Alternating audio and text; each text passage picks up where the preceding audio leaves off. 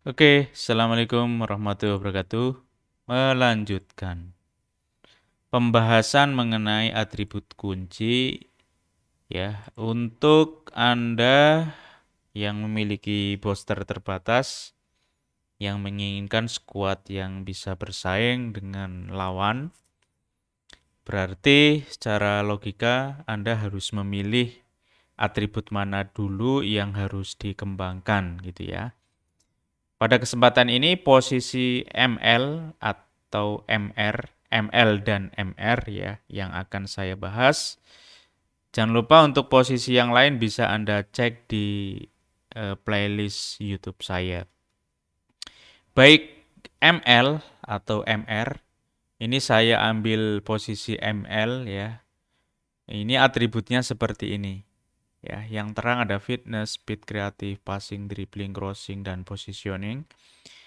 Nah, ketika dia di lapangan, ya posisi sayap ini tentu saja nanti akan bertemu dengan posisi fullback lawan, ya DL atau DR, ya yang memiliki atribut seperti ini. Nah, ketika kondisi tidak menerima bola, ya maksudnya dia kan pasti berada pada posisi yang sejajar. Cuman saya hanya ingin mengatakan ML, kemudian satu lagi ada AML, AML ya. Keduanya ML dan AML ini ketemunya akan DL ya. DR, sorry. Berarti kalau L berarti ketemunya DR. Nah, kalau ML atau MR itu tidak seintensif AML atau AMR ya. Nah, nanti kalau ML ini ya agak jauh renggang gitu ya. Nah, atributnya apa saja yang akan di head to head kan? Jadi prinsip yang akan saya bahas ini adalah head to head atribut ya. Jadi pada fisik dan mental keduanya atribut terangnya yang bagian fitness sama-sama muncul terang. Kemudian speed juga keduanya terang. Yang ini kreativitas terang, DL gelap. Kemudian kalau agresif di DL, di ML-nya nggak terang tapi dia gelap. Jadi seperti ini. Kemudian pada attacking, nah ini jelas ya crossing yang terang.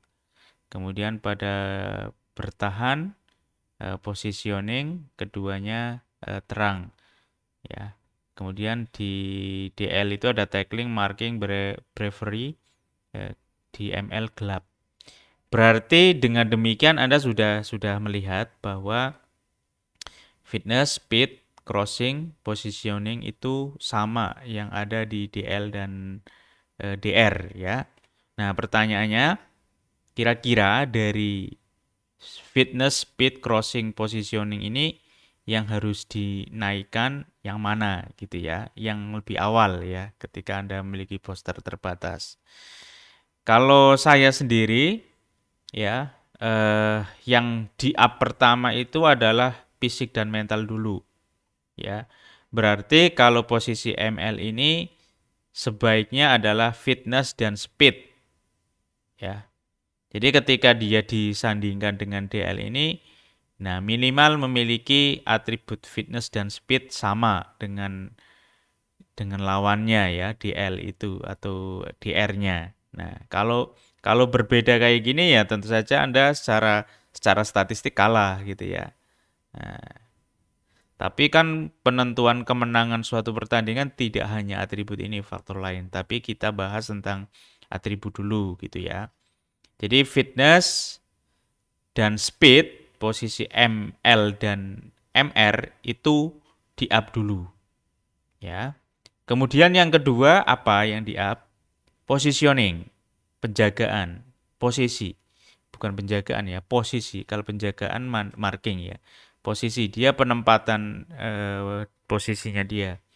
Nah, ini speed, fitness, speed dan posisi ini penting secara basic ya dari pemain ML ini karena ML itu posisinya kan di sayap. Berarti kan dia harus memiliki speed, kecepatan. Nah, kalau kecepatan nggak didukung dengan kebugaran ya loyo gitu ya.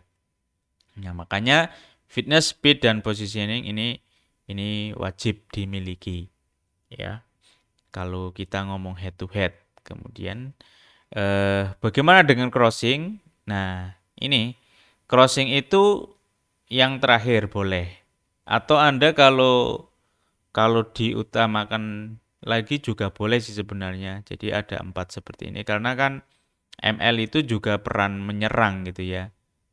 Dia akan menyerang dengan crossingan seperti ini. Cuman nanti ketika menyerang ya, crossing itu kan dibutuhkan.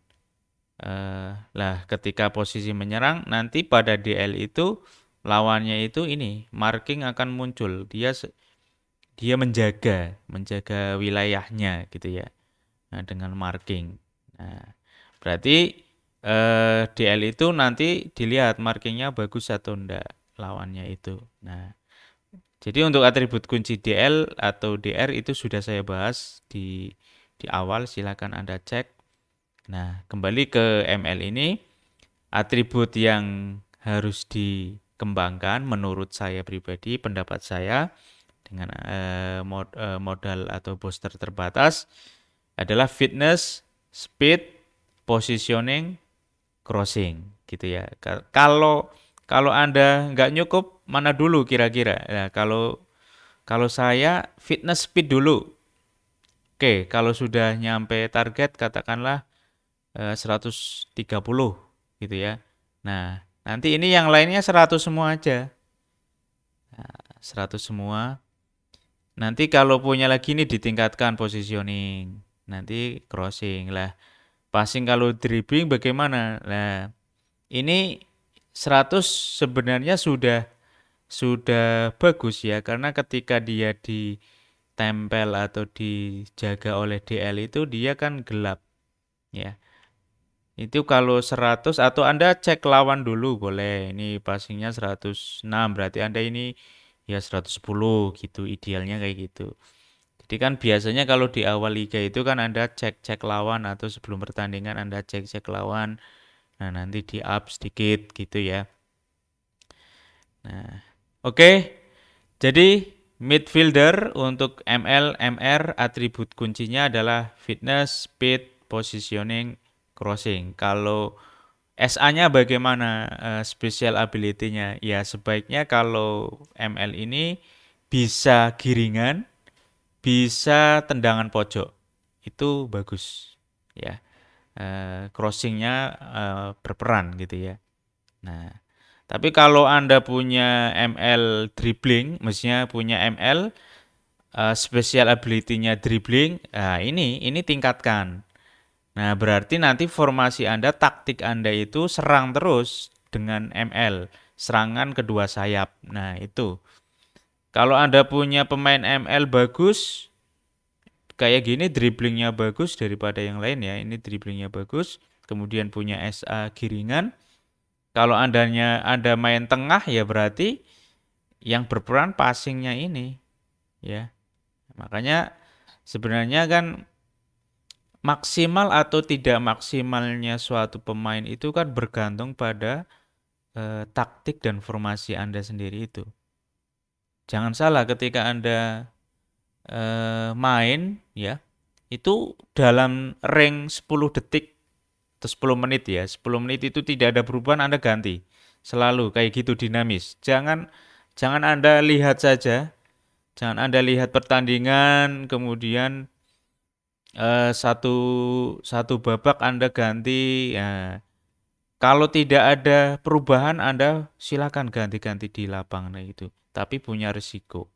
Risikonya itu bisa kalau ketika Anda mengganti formasi dan strategi kalau nggak pas bisa kebobolan. Ya, gitu. Nah, sebaiknya kan Anda jeli ketika mau mengganti itu harus paham pemainnya. Gitu ya. Ya, itu saja yang dapat saya berikan untuk hari ini untuk atribut kunci dari ML dan MR. Sekian dari saya. Assalamualaikum warahmatullahi wabarakatuh. Bye.